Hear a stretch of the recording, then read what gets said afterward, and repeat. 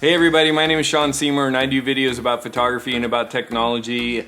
I've been getting a lot of questions in the comment section of my videos asking me what I use for storage and what my file structure is for my videos and for my photography. In this video, I'm going to talk specifically about storage and what storage drives I use, and then I'm going to make a follow-up video that will talk more about file structure, which I think is just as important if you want to have a nice, smooth, and safe and secure workflow. A quick background about why I know what I'm talking about here. I spent 15 years coming up with this system, the file structure, and the way I store files. I owned a studio. We did 120,000 images a year, over 200 shoots, photo shoots a year, and 50 to 100 video shoots. So we had a lot of data flowing through the computer systems and being edited at my studio. My system works really well if you are a solopreneur with, say, 1 or 2 workstations and you're doing lots of shoots. It doesn't really matter how many shoots you do because this can handle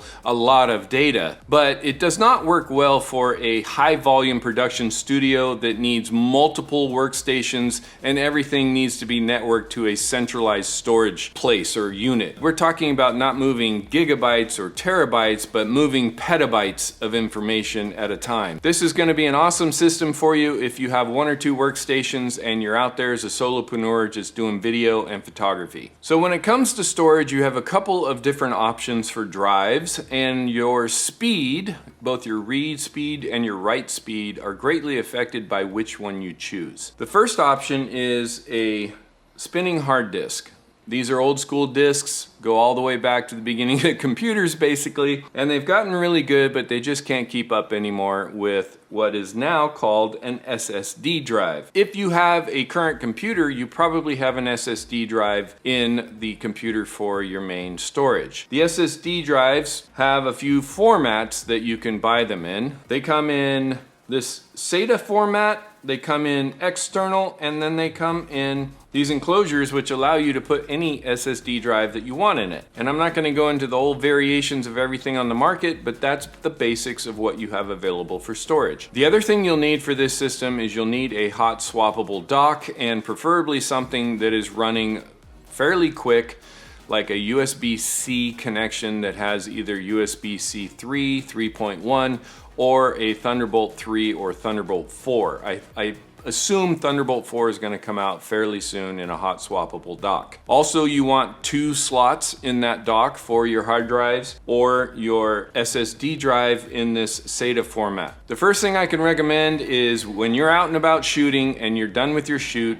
immediately download those files onto a drive and get them backed up. And by the way, don't trust your cards. I don't know how many people out there I've talked to who have lost data after a shoot because they let the card sit overnight or they did something crazy like formatted it the next day. So don't let cards sit in your camera. Just make it part of your workflow to get those downloaded and backed up in the computer right away, and you will thank yourself. I'm going to give you another video that's going to talk about file structure. So if there's some unanswered questions left after this video, please just put it in the comments below and I'll be sure to include that in that file structure video. There's going to be 3 different types of drives that essentially separate out what you're going to do. One is your working drive, where you're going to either store your library files or you're going to store your working library files. I call it a working library when I'm dealing with photography. Final Cut calls it libraries. So those have to be the fastest drives that you have because your computer's going to be accessing those files regularly while you're editing, and you don't want to slow down your editing. The next thing you're going to have is a backup. So your backup is something that you're going to keep on site. It's there just in case, say you overwrite the working drive or you overwrite the source files on your working drive and you need to bring those files back. So a backup is very important, and then you have at the end of the year, you're going to have your archives.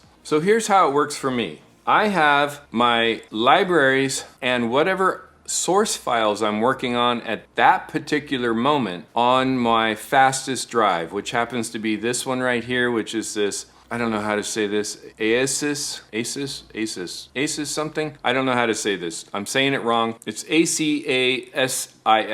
This is my fastest drive that I have. And then I use spinning hard drives for my backups.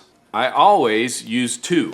So when I archive something, you'll see right here I've got 2 drives. These are 4 terabyte drives each, and they contain photos for, looks like 2020 and 2021. While you only need 1 fast working library drive, you're going to need at least 2 backups, and you're going to need at least 2 archive drives. My workflow looks something like this. I go to do my shoot. I've got 20 to 80 gigabytes of information usually after a shoot to download to my computer. I immediately plug in my card from my camera into my computer, and I download my files directly to my SSD drive. That is my working library, and that will be the drive that's used for my editing. After I've done that, if I'm doing video files, I will immediately create a backup. So from my SSD drive, I then go on to backup number 1. This is going to be a spinning hard drive that you have in your dock. After I copy 1 backup, I will then create a second backup, and that's as simple as copying and pasting that folder onto your backup number 2. That is also going to be a spinning hard drive. Some of you who do photography may convert to DNGs.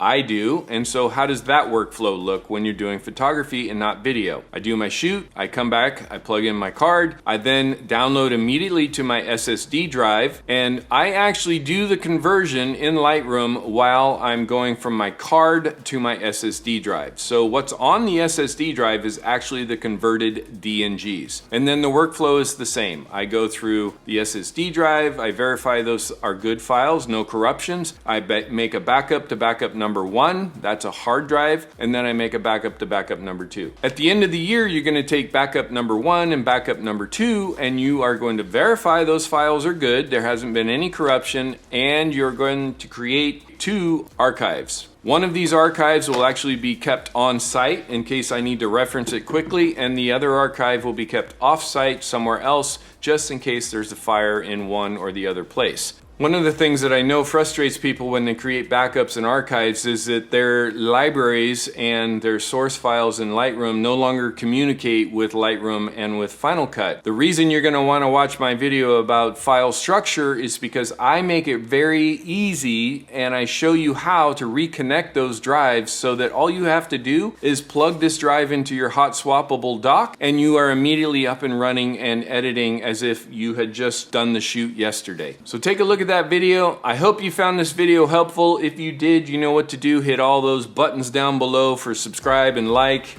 Join the community. And until I see you on the next video, my friend, do a lot of shooting, store it, keep it safe, secure, and keep it simple. Ooh, yeah. More storage in the face, bro.